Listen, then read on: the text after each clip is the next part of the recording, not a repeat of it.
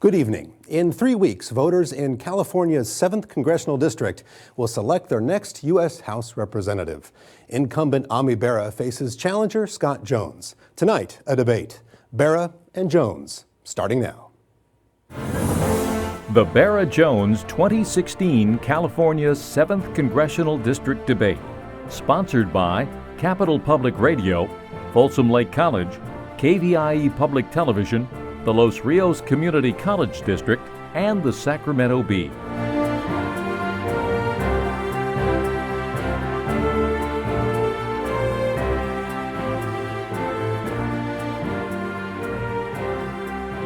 Thank you for joining us here at the KVIE Public Television Studios in Sacramento, California. I'm Jason Schultz from the McClatchy Video Lab, and I'm honored to be moderator for tonight's 7th Congressional District Debate. I'm joined by a panel of journalists. Dan Smith of the Sacramento Bee Capitol Bureau, Capital Public Radio reporter Bob Moffett, and Zeyneb, a journalist with the Folsom Lake College student news site, The Talon. Also joining us, a studio audience, and they've been asked to refrain from applause during the debate.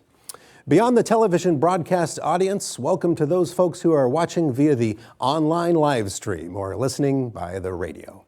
If you are sharing your thoughts about the debate tonight, please use the hashtag CA07. Now let's meet the candidates. Democrat Bera, who has represented the district since 2013, and Republican Scott Jones, elected as Sacramento County Sheriff in 2010. Gentlemen, welcome. Glad to be here. Thanks. Both men have agreed to the rules ahead of time. Each candidate will have 1 minute to respond to questions from the panel, followed by 2 30-second follow-up replies. There'll be an opportunity for candidate-to-candidate questions in a moment, but first, we'll turn to our panel. Now, I should note, only the panelists and myself have seen the questions. By coin toss, the first question goes to Sheriff Jones. Dan Smith has the honors. Dan. Thanks, Jason. Sheriff Jones, a lawsuit 4 women filed against the Sheriff's Department included a deposition from a female deputy. She alleged a series of intimate encounters with you between 2003 and 2005. You have denied her claims, but a judge has not weighed in on the allegations. How do you explain the gulf between her story and your story? Is she lying? Well, yes, she is lying, and let me tell you a little about that. I'm glad you asked that question, and thanks all of you for being here. It's a pleasure for me to be here tonight as well. Now, First, let me start by telling you and directly to the people of the 7th District, the allegations are absolutely untrue, unequivocally false, and I've denied them every chance that I've had. These allegations first came to light in any forum about a year ago for conduct that allegedly occurred about 13 years ago. I did the only thing that I could do, and it was an unrelated lawsuit where these allegations were brought out. I went under oath, and I denied the allegations in the strongest terms possible. Once again, when they were brought out during the course of this campaign, I again denied them in the strongest term possible, and I've denied them ever since. I can tell you that in every election I've ever had, including this one, I've opened up my personnel records, even though the law protects them. It protects the confidentiality of peace officer personnel records. And I can tell you that I've not had any internal complaint of any kind for any reason in my entire 28-year career. Thank you, Sheriff. Congressman Bera. You know, these are allegations that were widely reported by the Bee and most media outlets. You know, I read through this 26-year-old deputy's testimony. It's pretty disturbing. Scott, this 26-year-old under oath said you sexually harassed her over 30 times, that you made her life miserable, that she was afraid of retaliation. It was pretty shocking. And we don't have to guess what happened. This came out in a lawsuit that 4 courageous female deputies brought against your failed leadership. A jury didn't believe you, they didn't believe your leadership, and they ruled against you. And now we're on the hook for over $10 million. I mean, this was pretty disturbing and pretty shocking, what was going on. And, you know, no woman should ever have to face this type of harassment. It's just unacceptable. Sheriff, you have an opportunity for a 30-second rebuttal. Well, the lawsuit being a different issue, and I hope we get the chance to explore that, and I suspect that we will. But the allegations, I don't know why her value of saying them under oath is any more valuable than me denying them under oath. I've denied them. You hear me denying them. What you don't hear is anyone coming out supporting them, including the alleged victim. What you have here is they came out under oath in a motion from the plaintiff's attorneys who could cull through the depositions on the matter and take whatever was most beneficial for the motion. The true measure of what is said by both her and I are going to be found in the depositions, which are still under seal. Congressman, 30 seconds. Well, here's what we know, though. Even under your testimony under oath, you admit that you guys kissed. Under oath, you admit that you asked for her to be moved under your supervision. We know from what came out in this court case that several years later you reached out to reestablish a relationship and she ran away. You sent her an email.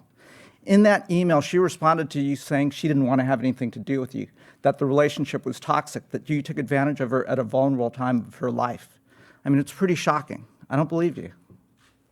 We need to move on to our next question, and that goes to Bob Moffett for Congressman Bera. Congressman, friends and family donated to your campaigns and were reimbursed by your father, more than $250,000. You say you didn't know what he, your friends, and your family were doing in that time. He was sentenced this summer to prison time. How do you expect people to believe that you were unaware of this? And why didn't you attend his sentencing? I'm sad about what my father did, but the U.S. attorney was pretty clear. They did a thorough investigation. They were consistent that I was never the target of this investigation. They were consistent that neither I nor my campaign had any idea what was going on, and that's why they closed this case. Look, my father made a mistake, and he shouldn't have done this. He's not a criminal, but he broke the law. And this tragic mistake, he's facing the consequences of it. When I first learned about this, I was shocked. That's why we fully cooperated with the U.S. attorney, and the U.S. attorney's been pretty clear about that. Had my dad actually just reached out and said something to the campaign or even me, we would have said, Dad, you can't do this. This is against the law. There's so many ways you could help the campaign. Now, this is going to be a tough year for Janine and I. We're going to try to get my parents through this next year, but it's going to be, tough. And my dad made a mistake, and this is the consequences of that mistake. Sheriff, you have an opportunity for 1 minute. This is a tough issue for me. I take no pleasure in talking about it. In fact, I've been very reticent to comment publicly. Folks in the campaign and that are supporters of mine tell me that I had to pounce on this issue, and I've declined to do so. I've opined in two areas. One, when I was asked if Congressman Bera's father should go to prison, I said no, I don't think he should go to prison, especially in light of who we're letting out of prison here in California. And the other question I was asked that I did render an opinion on is whether I think Congressman Bera knew about it. And I absolutely do think he knew about it, but that's my opinion. From my law enforcement lens, to believe that he didn't know about it, you'd have to believe one of two things. Number one, either the 90 friends and family of Congressman Bera who all knew what was going on, engaged in a conspiracy for 4 years to keep that information from Congressman Bera, or alternatively, the Congressman Bera didn't have any substantive conversations with any of those 90 family and friends.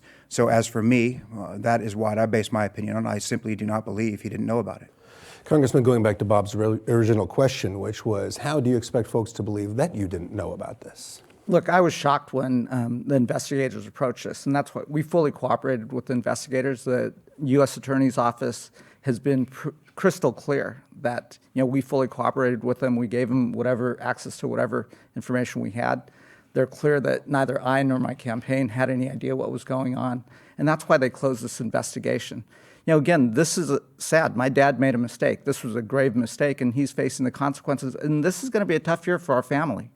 Trying to get my mom and dad, they're in their 80s, through this next year is not going to be easy. Sheriff, you have an opportunity for a 30-second reply. Yeah, first of all, I disagree with the statement that the U.S. Attorney said that they didn't know anything about it. I think what they said was they couldn't find any evidence to suggest that Congressman Bera or his staff knew about it. And that's a difference. That's a quantum of proof issue. And secondly, this is an unusual case because usually the person who commits the crime receives the benefit of the crime. And here, the person who committed the crime is going to prison, and the only person to receive a benefit was Congressman Bera by getting elected to 2 terms. All right, moving on to our next subject, Proposition 64, a question from Zeyneb. Sheriff Jones, according to a recent field poll, 60% of voters support Prop 64, or legalizing marijuana in California. Federal law states that both medicinal and recreational use of marijuana is still illegal. Do you support Prop 64, and if it does pass, will you fight to protect the rights of Californians against federal prosecution? So a couple of questions there. First of all, I absolutely do not support Proposition 64. I think that would be a horrible thing, not just for this generation, but for many future generations. The problem is the potency of marijuana, the HTC content of marijuana these days, is nothing like the marijuana of 20 and 30 years ago, for which the voters might seem ambivalent. You know, usually California is the tip of the crazy spear when it comes to legislation. But in this case, we have other examples we can look to. We can look to Colorado. We can look to Washington and look at the horrific results that have resulted. The initiative was modeled after the California model.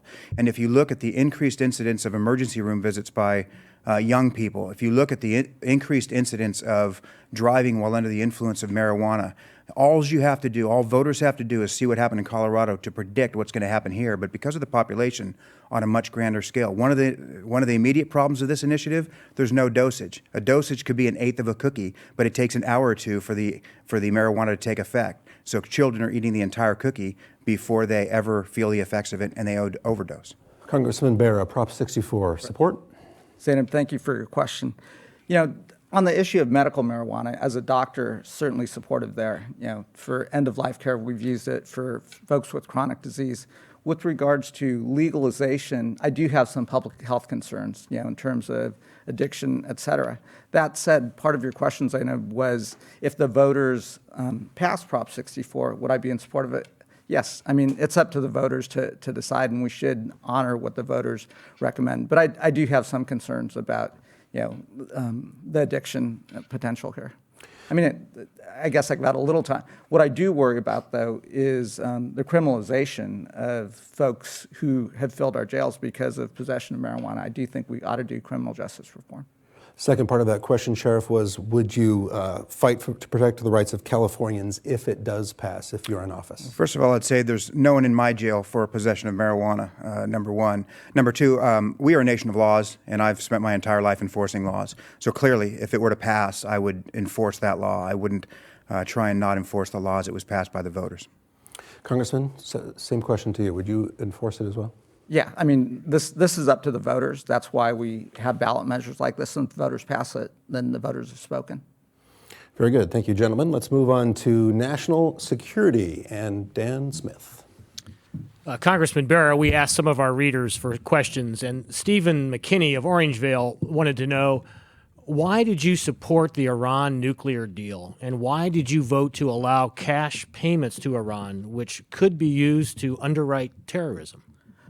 Look, the Iran nuclear deal was a difficult negotiation. I'm a member of the Foreign Affairs Committee, and we had a dozen or more hearings on this, you know, in classified and unclassified settings. You know, sat and talked to our military leaders, sat and talked to our diplomats. And at the end of the day, the goal of the deal was to reduce the nuclear threat in the Middle East and to make it much more difficult for Iran to obtain nuclear weapons.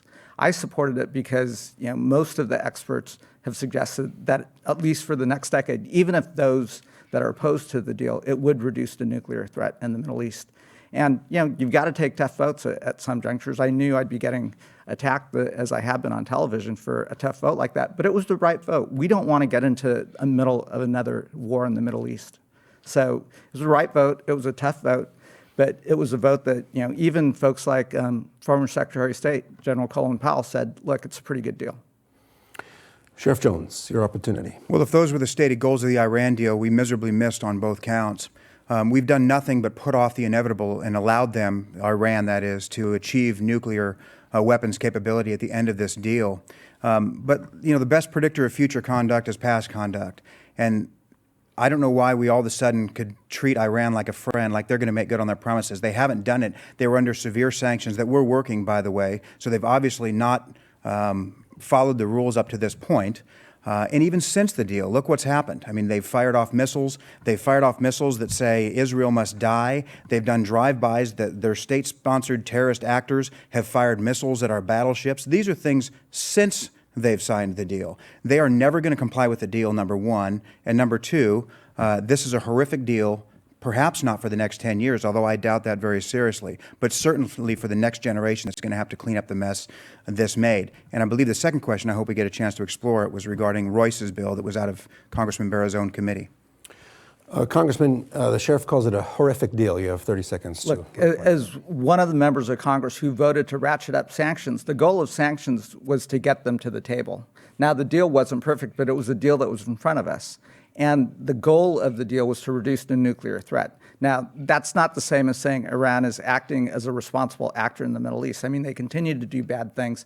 That's why we continue to keep the pressure on Iran and keep a strong, foot on sanctions. Sheriff, 30-second reply. Look, we have a no hostage policy in our jail, and it keeps officers safe. We paid $1.5 billion for 4 American hostages, and that puts every American at risk. This bill, Congressman Royce's bill out of Congressman Bera's own committee, was designed to stop those cash payments done in secret like this one was. Cash payments of all different denominations done in the middle of the night, and this would have prevented that in the future. And it was a bipartisan support. It passed overwhelmingly, and Congressman Bera still doubled down on his support for Iran and voted for that bill as well, or voted against that bill, excuse me. Our next question is from Bob Moffett. Bob. Sheriff, you've opposed legislation aimed at preventing people on various terror watch lists, including the federal no-fly list, from purchasing firearms. Polls show the public supports this.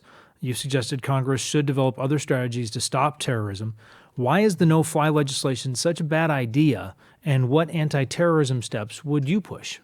It's not a bad idea. And in theory, if you have a no-fly list, they should not be able to purchase firearms. What I came out against earlier in the year was Dianne Feinstein's version of the no-fly list, because it was vested entirely, the control over that list was vested entirely in a political appointee. I have very little confidence in this administration's ability to vet anyone, let alone folks that are going to be on the no-fly list. There are spectacular failures that are well documented. I, for a period of time, as a deputy sheriff, was not allowed to check in online. I had to check in and verify ID. I don't know what list I was on. It clearly was not a no-fly list.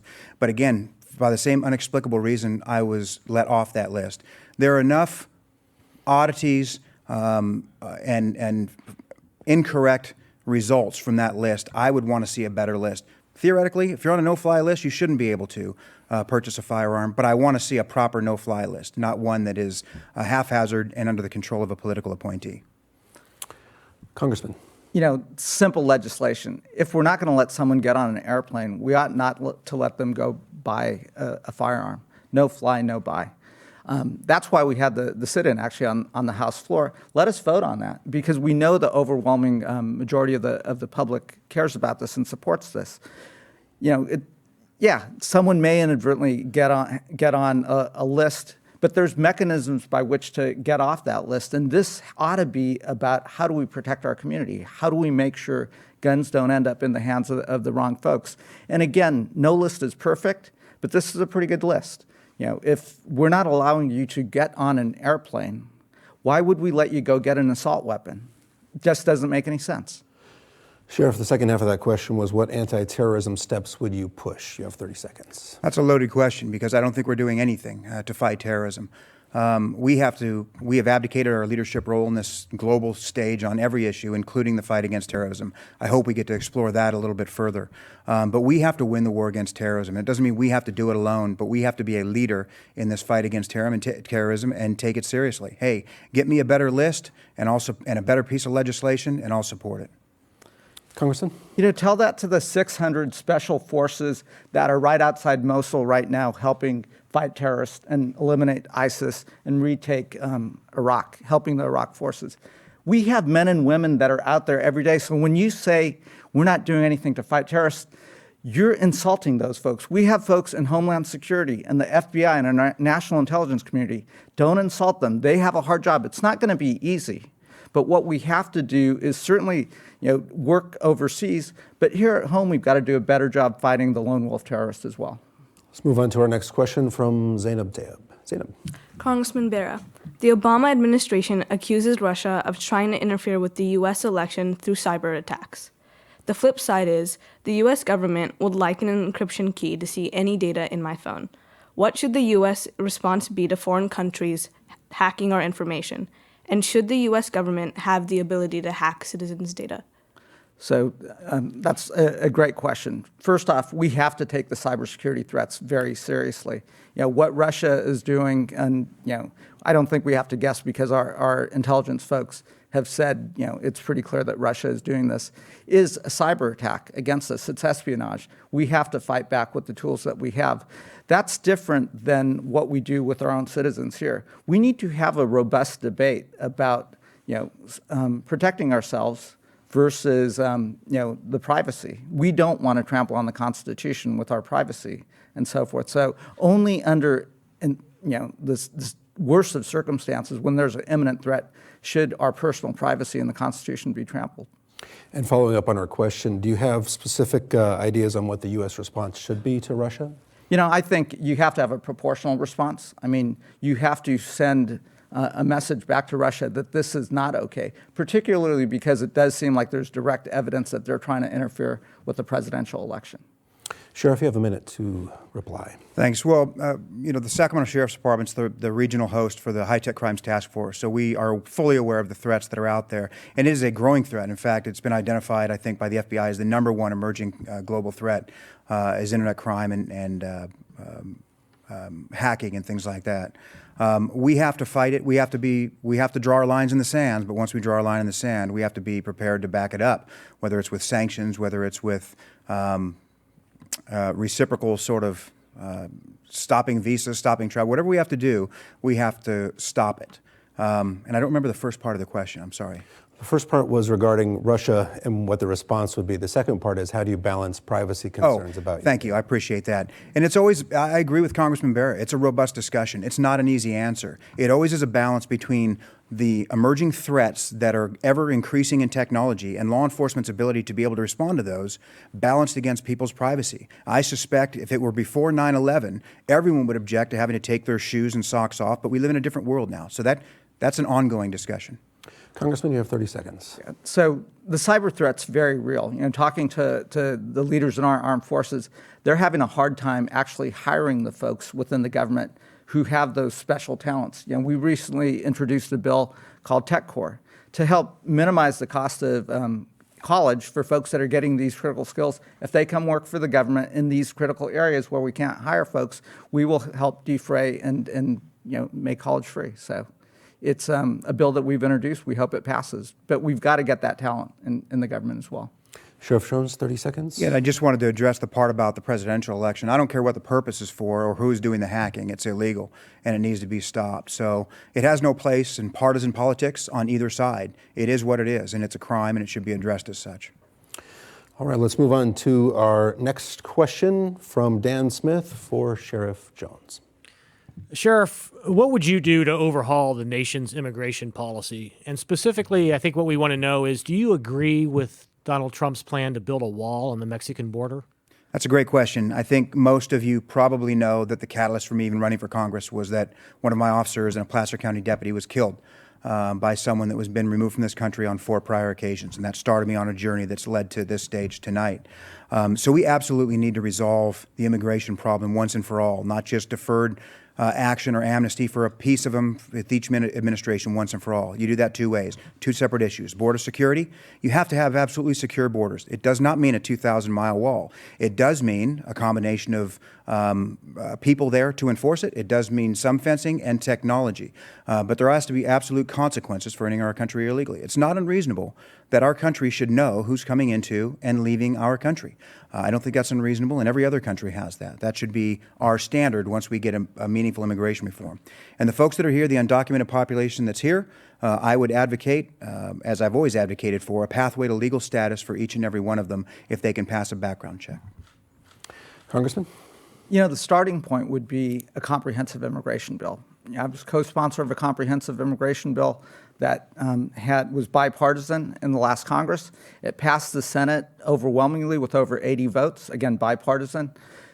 The Republican leadership would not allow it to come to the floor for a vote. Well, let me tell you what was in that bill. It starts with protecting our borders, but then it also addresses the 11 to 15 million people who are already here, who are undocumented, the vast majority who are contributing to our society, to our economy. It creates a way for them to come out of the shadows.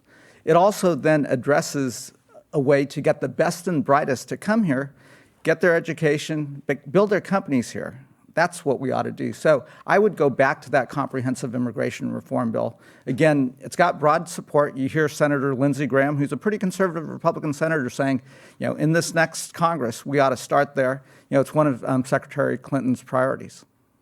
Sheriff, you have time for a 30-second reply. Well, whatever we've done so far hasn't worked because we don't have immigration reform. And it's not just been a problem in this administration. It's been for decades that we have not had meaningful immigration reform. Now, my position that everybody here, if they can pass a background check, should be given a pathway to legal status is unpopular. My absolutely secure borders with absolute consequences once we get the situation stabilized and the program in place is not popular with some either. The fact is this satisfies neither side in its entirety, which I think probably means it's a pretty good bill. Thank you both. Well, now it's time to give our panelists a little break. Catch your breath. Thank you very much for a good first half. It's time for the candidate-to-candidate questions. And what we have here are each candidate will have 10 seconds to ask a question.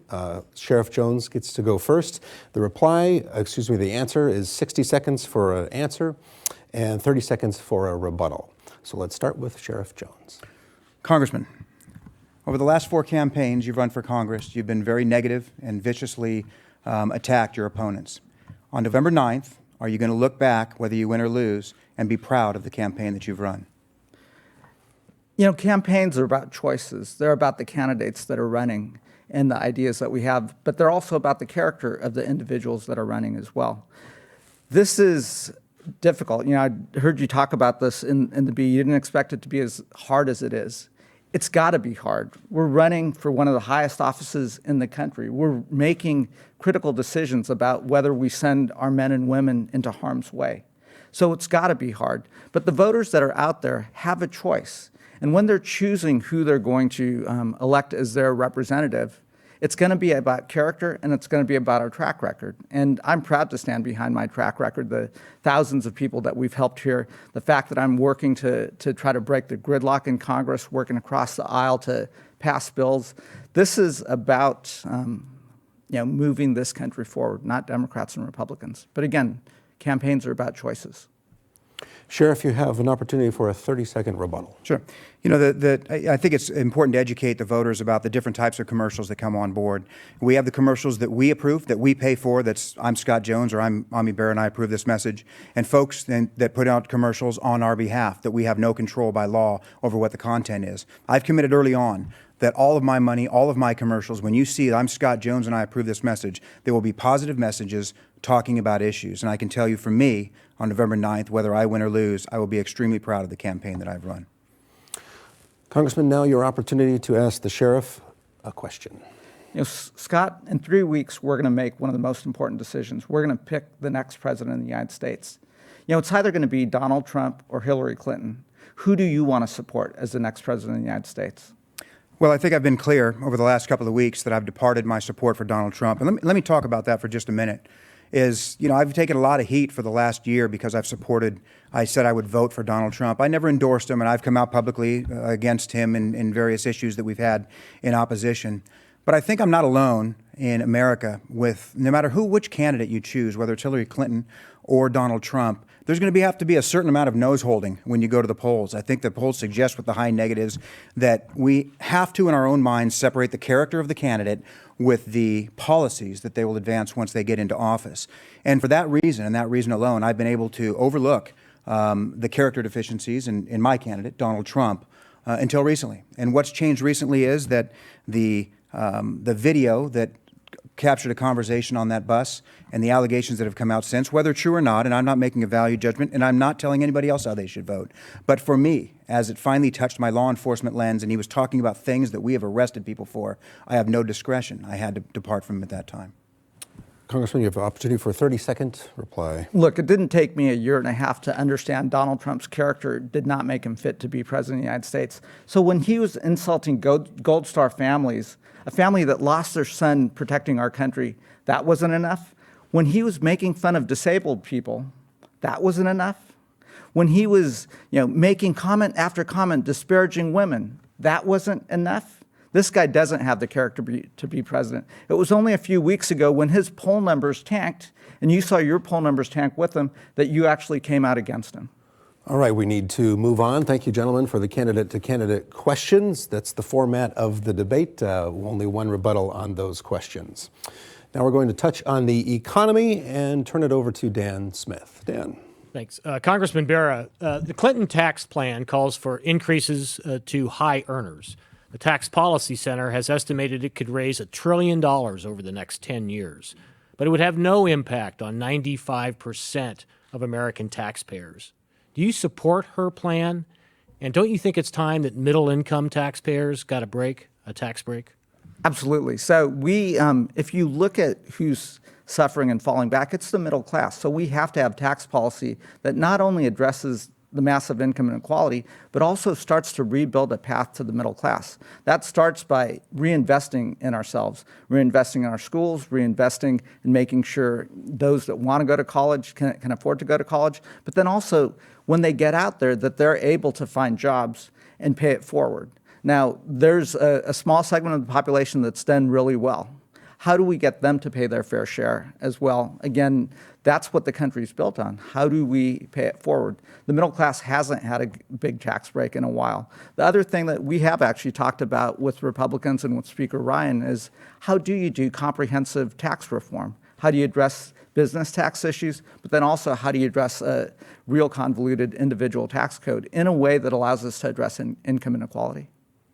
Sheriff, the flip side of that is Donald Trump's plan, which calls for massive tax cuts, but there's concerns about the impact on the deficit. Sure. I mean, you've got the economic station of people, and especially the middle class. I mean, the economic divide in this country is growing ever wider, and that's a fact.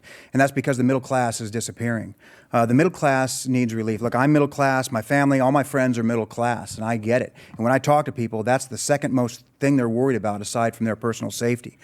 There's a way to improve this economy, which is the slowest economic recovery of any recession this country's ever had. Number one, reform the tax code. We have the highest corporate taxes of any nation in the country, and we need to simplify it and give middle class persons and families a break. Number two, regulatory reform. The regulatory explosion in this country over this administration in the federal spectrum has been untenable. It doesn't allow small businesses to survive and thrive, and it discourages new businesses from starting, and they're not even consistent with each other. And third, you need job retraining. You have a lot of people in jobs right now that they're overqualified for. And not only that, we need to be able to train folks for our new and emerging industries, such as our alternative energy market. We need a job market, and we need a job pool, not for yesterday's market, but tomorrow's market. Congressman, how do you give middle-class taxpayers a break? You know, a couple things. Right now, that is having a fair tax policy for that top 1%, et cetera, and making sure they're paying their fair share. That's what Secretary Clinton's talking about. The other things, though, are, the middle class doesn't always feel the benefit. When you look at the Affordable Care Act, they don't get, subsidies or more affordable health care insurance. Their kids don't qualify for better tuition and student loans. They don't qualify for better mortgages. We ought to do enough policy to allow those middle-class folks to access those programs as well. Sheriff, do you support Donald Trump's tax plan? Well, I don't know enough about it, and I'm certainly no economist, but I do know that what drives the economy is business, generally speaking, small and medium-sized business. My dad's a small business owner. I grew up with these conversations around the dinner table about the burdens and the difficulties of small businesses, and it's only getting worse. The job creation and all the economy is driven by business, small and medium-sized businesses. We need to do everything we can to encourage that and to keep jobs here in America instead of shipping them overseas. Thank you both. Let's move on to health care and Bob Moffett. Sheriff, you and Congressman Bera have both said Obamacare is not how you would have gone about putting 25 million people on the list of insured. Would you scrap it now? And what would you do to change the system? Well, first, I think you have to identify the problem, and I don't know that anyone would disagree that by any measurable standard, the Affordable Care Act is an abysmal failure, except in the sense that we've insured over 20 million people that didn't have insurance. That's a good thing, but at what cost? You have many exchanges now that only have one choice. You have a lot of people in the 7th District aren't on the Affordable Care Act, but they've seen their rates go up every single year as a result. In some as high as 60 or 70%, they're slated to go up this year for their premiums. It's untenable, and it's on a trajectory that cannot be sustained. So something clearly has to be done. So your question was whether I would scrap the whole thing, and I don't think so. I think there are facets of the Affordable Care Act and goals of it, of ensuring the uninsured, that are worthwhile endeavors. And so my preference would be to build upon what is there and do a course correction. My experience is the earlier you do a course correction, the less you have to correct the course. And so we need to get this, and this transcends parties, we need to get on this right now and use Affordable Care Act as a base, but go on a completely different direction. Congressman Bera, the question was, should Obamacare be scrapped, and what would you do to change the system? You know, Bob, you're correct. The Affordable Care Act's not what I would have done to start off with, but it is now law. So let's take this law and let's make it better. What the Affordable Care Act did, you rightly pointed out, is gave 20 million people access to care. But the most urgent thing we need to do right now is address the cost of health care, make it affordable. And we can do that in a couple ways. One, in certain states like California, you do have a robust exchange and you have competition, but you don't see that all over. So you've got to have more than one insurer in an exchange to create competition. Two, we've all seen that drug prices are out of control right now. We've got to address the cost of medication. We've got to bring drug prices down. Three, we've got to start moving away from rewarding fee-for-service, and we're starting to do that. We passed a bill, and we've got to start going towards rewarding quality and efficiency. Now, the problem with Congress right now is, on the Democratic side, they're not addressing the fixes and make better. And on the Republican side, it's repeal, repeal, repeal. We've got to break this gridlock, and we've got to start having an adult conversation. Sheriff, you have an opportunity for a rebuttal. Yeah, and I don't disagree with what Congressman Bera is saying this, and I think that's an indication that both Democrats and Republicans need to, this transcends the parties, as I was saying. But he did say one thing that I wanted to reiterate, and that is competition. Nothing drives down price like competition, and having more insurance companies in the exchange and being able to cross state lines is going to drive down cost. Congressman, opportunity? Certainly. So, thought on this look, subject? Scott and I can agree on things, right? I mean, this is about competition. This is about giving people choice. But it's also about doing things. We're making great advances in medicine. I know that as a doctor. But, how are you going to afford these medications? How are you going to make them accessible? And we've got to address the cost of pharmaceuticals. We've got to take on price gouging like the EpiPen scenario. That's just direct price gouging. Epinephrine costs pennies. So how is it that people are paying $600? So we've got to take this on. Moving on to our next subject with Zeyneb and student debt. Congressman Bera, the total U.S. student debt is $1.2 trillion. The increasing cost of higher education deters some from pursuing it altogether and lowers graduation rates.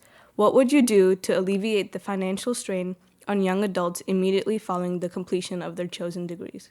Look, this is going to sound shocking. I paid $393 a quarter to go to medical school. So I could go to 4 years of undergrad, 4 years of medical school, and graduate with less than $10,000 of debt. We have to get back to that. So yes, it's important addressing the interest that students are paying on student debt, but the more important question is, how did students get into such debt? And that's going to require us looking at whether we can get students through college in 4 years so they have less debt, looking at different ways of teaching. I'm all in favor of free community college, because that's not just for the recent high school graduates, but that's also a place where folks can go to get new skills. So that's something that we ought to all get behind. But then we've got to think about new ways of teaching as well, using online techniques that are about 1/6 the cost, but doing it through our established universities to increase class sizes. Thinking about ways of competency-based learning where the faster you go, the quicker you can graduate. So you should have the ability to get the courses that you want. Sheriff, what would you do to alleviate that financial strain that so many students face? So just to mention, when I went through, it was $428 a quarter, so I was right behind you, a little bit behind you. But right now, I have a daughter that's a sophomore at the CSU campus in San Diego, and I'll pay $22,000 to $25,000 for her to go to school today. Look, there's two ways to reduce student debt. One is looking at the front end, looking at the administrative cost, the overhead cost. Right now, Janet Napolitano makes $570,000 in salary, plus got $142,000 to help her move, plus gets free housing, plus gets about a $10,000 car allowance. And that's just one example. So let's not forget to look at cutting out excessive spending in administration when we're looking at high costs of tuition, because none of that stuff goes towards tuition.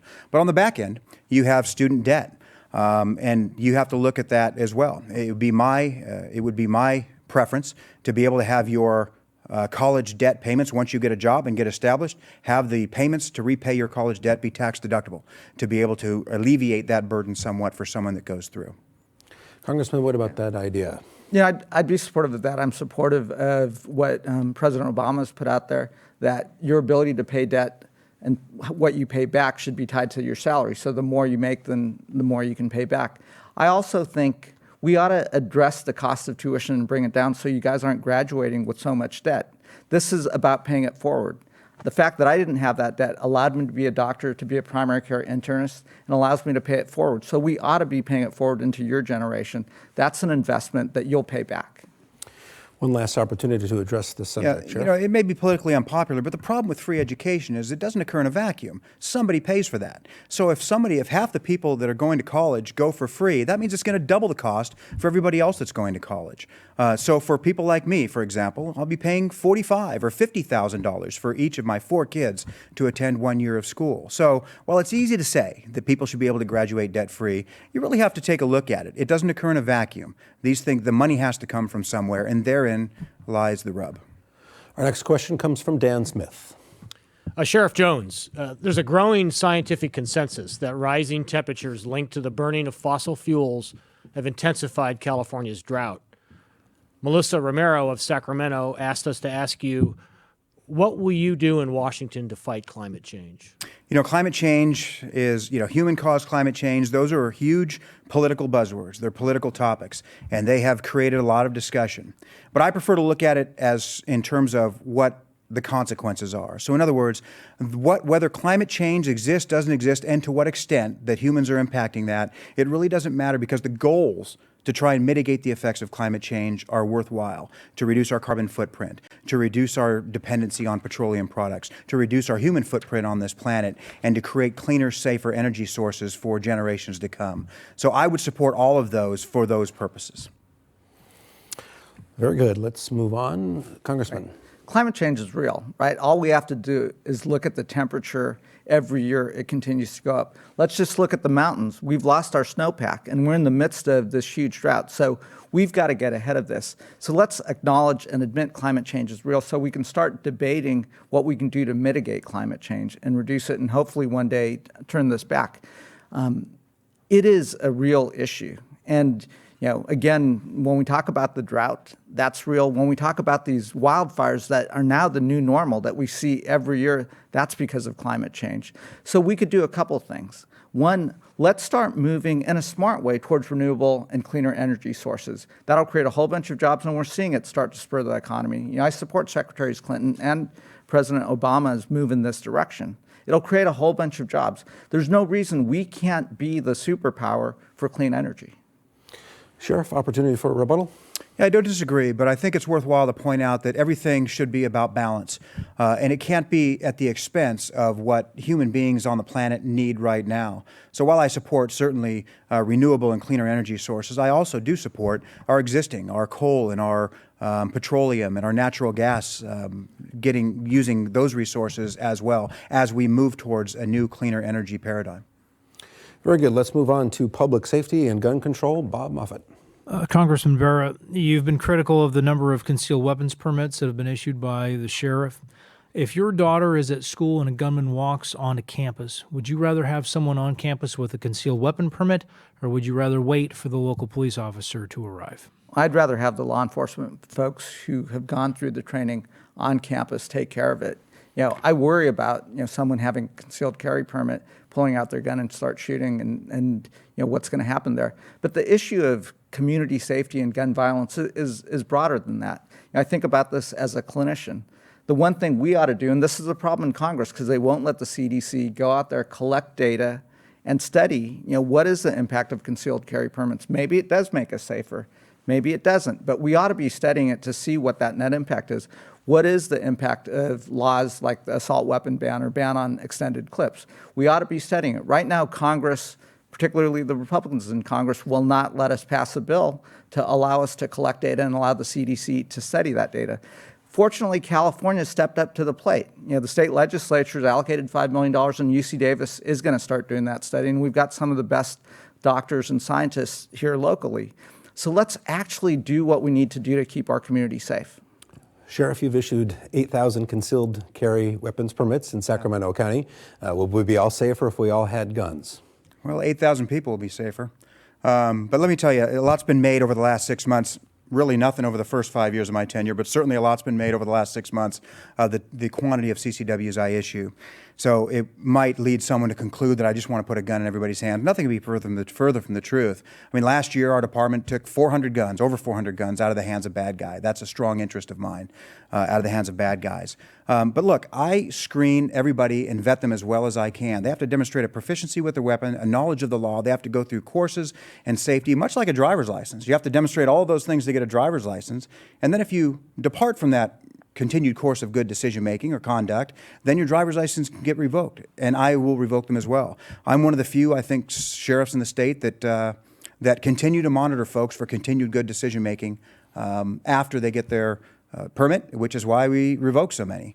But at the end of the day, I gave 8,000 people so far the ability to protect themselves and their families in an increasingly dangerous world, and I'm very proud of that. Congressman, you have an opportunity for a 30-second rebuttal. Look, he talked about revoking 400 concealed carry permits. I'd be curious how those folks got through the cracks. I'd also be curious, he talks about doing the background checks and so forth. I think we ought to do background checks if someone's going to go out and buy an assault weapon, right? A weapon that can be used for mass killings. You know, we ought to be doing smart policy like that keeps us safe. Now, this isn't about Second Amendment and law-abiding folks that want to own a gun. You know, those folks are probably perfectly willing to wait 5 days, 6 days to go through a background check. We ought to do the same background checks that folks getting concealed carry permits are getting for assault weapons. Sheriff? Sure. I do revoke about 2 to 3 a month, sometimes 0, sometimes 5, but it's usually right around in that area. And like I said, I have a process where I continue to monitor people afterwards. And much like a driver's license, I can only make the decision based on the information I have. If they have a continued course of good decision making, they're not otherwise legally prohibited, and they've demonstrated good decision making to the extent that we can investigate, then they get a CCW if they can demonstrate that they want one for personal safety. But that doesn't mean it's a carte blanche like many counties, that unless something comes to their attention that's devastating, I take the responsibility to issue the permits seriously, and I'll be quick to revoke them. All right, moving on to our next subject with Zeyneb. Sheriff Jones, you have expressed some reservations about releasing law enforcement body cam and dash cam video. Yeah. Do you support the public release of officer-involved shootings, and what have you done to make the Sacramento Sheriff's Department more transparent in this regard? Well, so first of all, right now we're doing testing. We have several manufacturers. We have body cameras deployed in our department right now. But you're right. I do have some reticence into going into body cameras. Like I told the governor and legislature needs to stay out of this. Body cameras will happen as a natural evolution of the profession of law enforcement, much like in-car cameras did, without the need for the legislature to intervene. The problem is a couple-fold. Number one, it's very expensive. For my agency, it would be several $1 million a year to store the video, to purchase the equipment and store the video. That money doesn't occur in a vacuum either. That means less other services and fewer deputies that I can hire. The other problem I have right now is that question of whether they're public record or not. In-car camera footage is generally not, but there's a lot of noise on both sides that they want it to be private as part of a exempt from the Public Records Act as part of a criminal investigative report, or public, like Oakland PD does, for example. Until that question's resolved, it's going to be very difficult for me to go to a body cam. I think people deserve a right of privacy, not just the criminals, but normal people that we come in contact with deserve privacy rights as well. Congressman? Look, I'm all in favor of body cameras. I'm all in favor of dashboard cameras. The more information we have, the better. You know, the men and women that are out there protecting our community have a very difficult job, and they've got to make split-second decisions. And they could get it right 99% of the time, but that 1% of the time, we have to be transparent. We have to learn from that. I mean, that's what we do in the medical profession, is you may get everything right 99% of the time, but that one mistake, you've got to be transparent. You've got to learn from it. Otherwise, you start to erode the public trust. And that's what bothers me. We just saw what happened in Del Paso Heights with the Mann family. This is really disturbing, right? It very much appears that, you know, there was a circle of the wagon mentality, you know, and keeping information from coming out. That's exactly the wrong thing to do. Let's look at this and let's learn from it so we can prevent the next accident. Sheriff, sounds like the Congressman Bera has a slight difference of opinion on releasing the body cameras that you do. Sure, and I'd be all for releasing the body cameras, but we have the additional burden of maintaining the integrity of an investigation. So we don't. It's not just what our emotional sense would have us do. So, for example, while it might be beneficial for the department or people are clamoring for release of video in one case, should not make policy. The policy should be for the entirety of the profession, not simply for what feels good at the particular time. The video should be released, but the absolute integrity of the investigation during that investigative process should be maintained. Very good. We have time for one more question, and we'll modify the time allowed for the answers, so we have time for your closing statements as well. And that question goes to Bob Moffett. Congressman Luis Enrique Monroy Bracamontes has confessed to killing one of Sheriff Jones' deputies and a Placer County Sheriff's deputy as well. In your opinion, should the death penalty be allowed in California, or should capital punishment be left to the federal government? Let's take 30 seconds for this, please. Look, I've gotten to know Danny Oliver's wife, and if I was sitting there, I would want justice. And justice could be in the form of the death penalty. The problem is here in California, the death penalty doesn't work the way it is. It doesn't bring closure to families. People sit on death row for years on end. What we're talking about is potentially life in prison without the possibility of parole. That could bring closure much quicker. Sheriff, you have 30 seconds. I'll answer the question generally, not with the suspect in my deputy's murder. We do need a death penalty. It's used in the most rarest of cases for the most heinous of crimes. No one is on death row by accident. They all earn their way to death row. And you're right, the system is broken in death row. And that's why the initiative to reform the death penalty, of which I sit on that committee, is so important. It shortens the time. It requires them to work. It allows them to be double bunked instead of single celled, reducing the cost for everybody. So the death penalty absolutely needs to be a tool, but it does need to be reformed by the initiative. Congressman, you do have 30 seconds for a reply. I agree with Scott. The death penalty as it currently exists is broken. People sit on death row for years. Part of the reason why I look at reforming the death penalty and look at life in prison without the possibility of parole is I do think it'll help families find closure. It will bring resolution much quicker. Sheriff, one last thought on this subject? I'd rather save it for closing arguments. Closing statements. Closing statements, very good. Well, it is that time in the broadcast for closing statements. By coin toss, again, Sheriff Jones, you have the opportunity to go first, and you have 90 seconds. Right, thanks. Well, look, everybody's heard a lot of information about where we stand and where we differ on issues, but this is not a race of unknowns. In fact, in many respects, it's a race among two incumbents. He, 4 years in Congress, and me, 6 years as sheriff. I think the best predictor of future performance is past performance. And me, I have run one of the largest sheriff's departments in the country. I'm in charge of over 2,000 men and women and a $500 million budget. I come in at or under budget every single year while cutting tens of millions of dollars in wasteful spending in operating costs. I've created the first ever youth services and community relations units during that time, and I've come up with innovative technological and rehabilitative programs that were the first of their kind in the nation.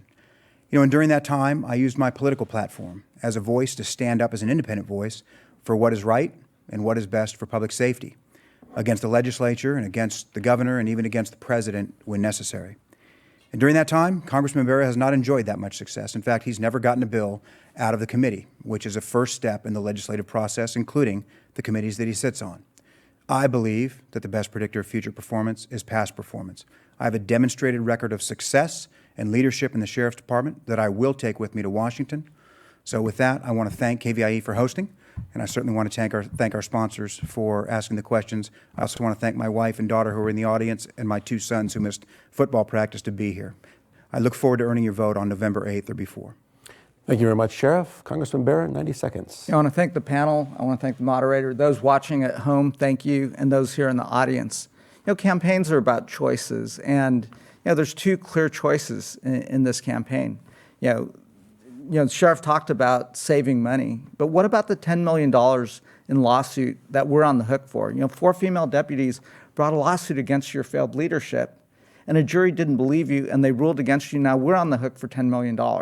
And we've seen repeatedly, yesterday we saw another lawsuit that was settled. Last week we saw a lawsuit that was settled. So there's this pattern here.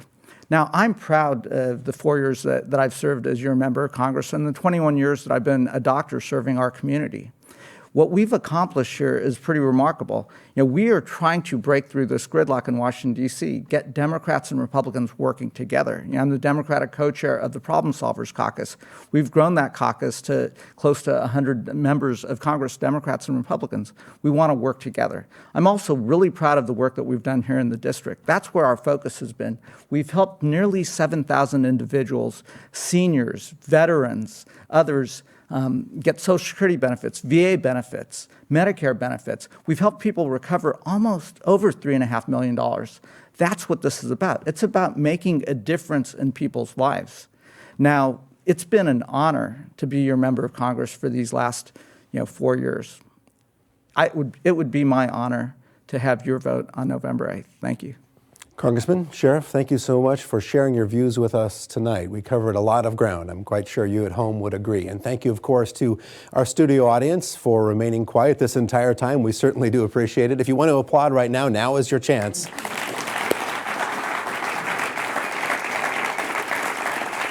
And thank you to our panelists, 3 talented journalists here, for sharing your questions with us this evening. And thank you, of course, to everyone at home, watching online, watching on the broadcast, and of course, listening on the radio. Election Day is just 3 weeks away, and your last day to register to vote in California is Monday, October 24th. Thanks for joining us. Good night.